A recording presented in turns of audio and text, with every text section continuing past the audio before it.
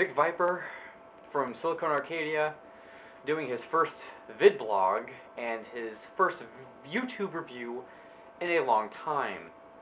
I will be doing VidBlog reviews and putting them on YouTube, doing like video game reviews, video game system reviews, video game rants, which I'm probably going to do mostly because of certain people on YouTube, such as, well, I'm not going to state anybody specifically, so let's just forget I said anything about that.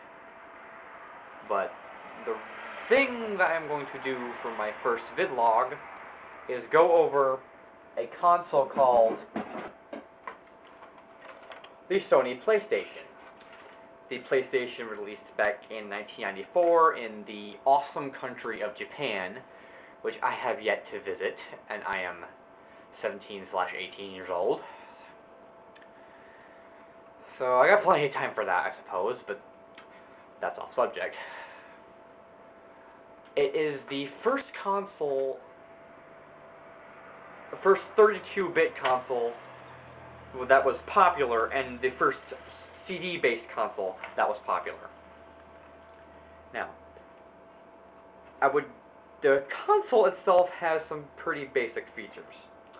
It has a power button, a reset button, an open button, which is something funny here that I noticed.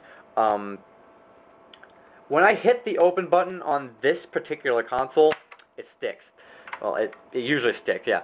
It sticks down there, and I have to stick my frickin' finger in here and kind of, jiggle it out. So, that's that.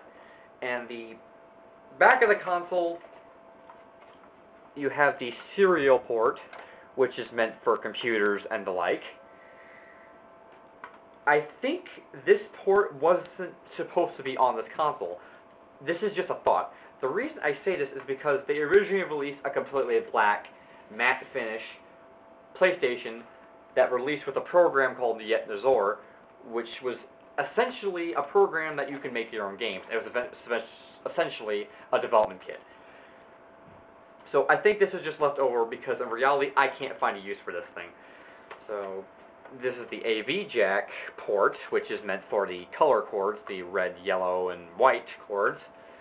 And then there's this, oh yeah, there's a power supply too, I almost forgot about that. And then there's this curious little port called the parallel. I have no idea what this is for, but if any of my fans or friends would like to tell me what this port is for, I would be glad to. But at the moment, I can't talk about it because I have no idea what the hell it is. The reason this system was really popular, or at least I think this is the reason, is because of a game called Final Fantasy VII. I'll admit right now, I'm probably going to get some bad comments for this, but Final Fantasy VII is one of the most overrated video games of all time. I think the storyline, while interesting, is predictable, aside from that one part with Sephiroth and Aerith, which was pretty shocking if you ask me. The gameplay was pretty frustrating, too grind-focused. Just in total, I just don't like the game, okay? I'm gonna leave it at that. The series on this console that I really, really like is the Crash Bandicoot series. They're awesome platform. They're not nearly as good as like Super Mario 64 or Legend of Zelda Ocarina of Time, even though that's not the same kind of game. And that to me is the prime reason I actually even like this thing. But there's the Resident Evil series, which is a pretty good series. It never scared me. I have no idea why people are terrified by it. I played all of them, 1 through 5, all the cell phone games, all the portable ones, all the side games, Outbreak, I played them all. No game in the series has ever scared me, and I don't think a game in the series ever will. The only video game that came close to scaring me was Dead Space, And I am a huge fan of Dead Space. I think that's the best sci-fi storyline in any video game I ever played. But I'm getting off subject here. Again. What's another video game series? Gran Turismo, excellent simulation series, even though it's not as good as Project Gotham. Let's see, Jet Moto, which is an awesome futuristic racing series. Twisted Metal, which I own the fourth one, is an awesome and one of the best video series on the console. So, as you can probably tell by now, the PlayStation has a lot of good games on it. But to me, personally, I just didn't like the PlayStation as much as I did the 64. Like, the Sony PlayStation is a good console, but just in my opinion, and a lot of people's opinion, I don't know, that the 64 is more powerful, the cartridges take less time to load, even though, honestly, it's a more durable thing than CDs, but CDs were the thing back then, so Sony has some kudos over Nintendo for that. The games also cost less, I understand.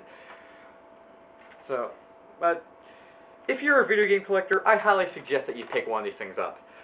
They're cheap. I found one at the video game store near a town near me for about 30 bucks. So this is a pretty cheap, and if you don't even have this console by now, which you probably should, it's pretty cheap to get. There's no excuse you shouldn't own this thing if you're a collector. But just as a word of warning, look on eBay for the games first.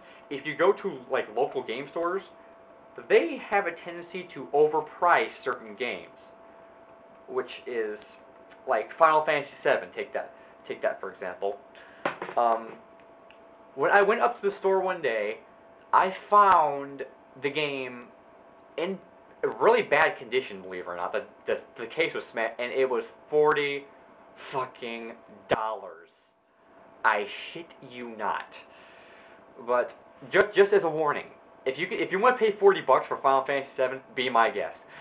I'm just saying you can buy it for 10 bucks on the PlayStation Store, on the PlayStation 3 and the PSP.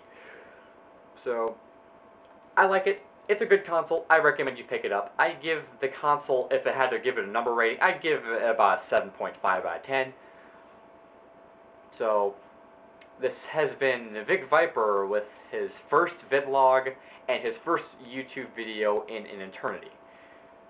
I hope you, whoever my fans are, if I have any at all, enjoy this video, and I hope that you subscribe because I would like people to know about me. So please, if you like me and you think people, spread the word, do me a favor. I'm not trying to be a YouTube partner or anything like that. I just want people to know that I exist. So, thanks a lot guys, and I will see you later. Peace.